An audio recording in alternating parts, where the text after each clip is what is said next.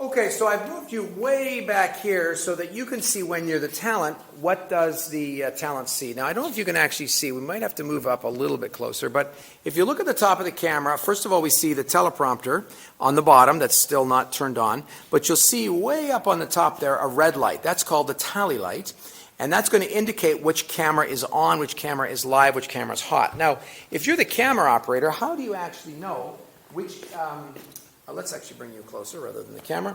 How do you know if you're actually on air? So if we look here, so I see the tally light, so you know we're on air. But if I pan the camera around here, whoa, look at that. It's like Victoria Day, right? So many lights back here. So you have a couple lights here telling you are on air, a tally light up there in the viewfinder as well. Now, if you find those red lights super bright, not to worry, because often we put what in front of them? That's right, camera cards. And when we put the camera card in there, you'll still see the red light enough, but it won't blind you. Okay, so you'll still be good. So make sure that you know when you're on air to be very careful because you're on air. How do you know if you're on air or not, besides the light? Well, the director will tell you, ready camera 2. I know that this is camera 2 because, first of all, I just know this is camera 2. But also we have this very expensive sticker on the side of the camera saying camera 2. Typically there's a 2 on the front, the side, the back, so that everybody knows what's camera 2. So anyways, this is camera 2. And what we're going to do with camera 2 is the director says ready 2. So the lights are not on yet. Ready camera 2. I'm listening through my headsets. So when I'm readying the camera, I'm setting up my shot and I'm ready to go. And I'm steady and I'm holding it. Okay? Again, 2 hands always on the wheel here. And take 2. I'm on air. Maybe the director says camera 2, a little bit more headroom, tilt up, gentle down. Maybe pan to the left a little bit. I'm going to just gently pan it to the left. Slow. Just maybe someone's not quite framed right. Just gently bring them back into the shot. Or somebody moves, they sit up and they go to headroom, gently up, gently down. None of this, jerking back and forth. And that's how that is going to work. Now, there's a whole thing on framing protocol, and that's on my clipboard, which is way over here. Framing protocol is something you should be learning in other classes. Framing protocol is probably something that's best done in, I'm behind you now. Now I'm over here. I hope you're having fun with this 360 camera. Can you follow me? Where's Waldo?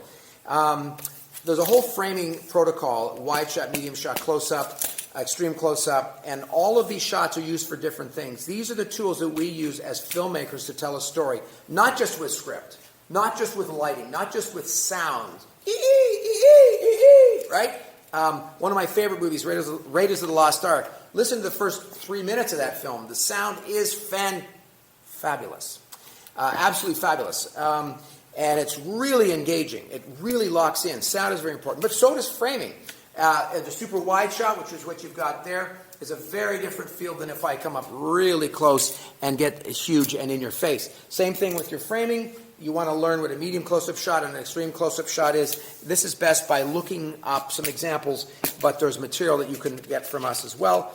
And everything has a purpose. What is the purpose? Right? And a closer shot allows me to just focus on one thing. Just look at this cup, or this character's lighting a match here. This is significant. This is important. Versus a wide shot, which is like, hey, welcome to the studio. And again, a lot of what's in my handout is camera shots. So this is something that you'll want to read through and go look up some examples and learn this yourself. This is not something I'm going to spend any time on, just because it's not going to be fun for you on 360. We will keep this fairly short and abbreviated. You're also going to find this abbreviated floor instructions in the handout, and it says, again, with one hand on the wheel. What I'm actually looking at is the, handout for the skills workshop. Please make sure you read through this. One hand on the steering wheel, pull the camera into a position, release the overnight hard locks. We talked about adjusting the pedestals to the eye level of the talent, right?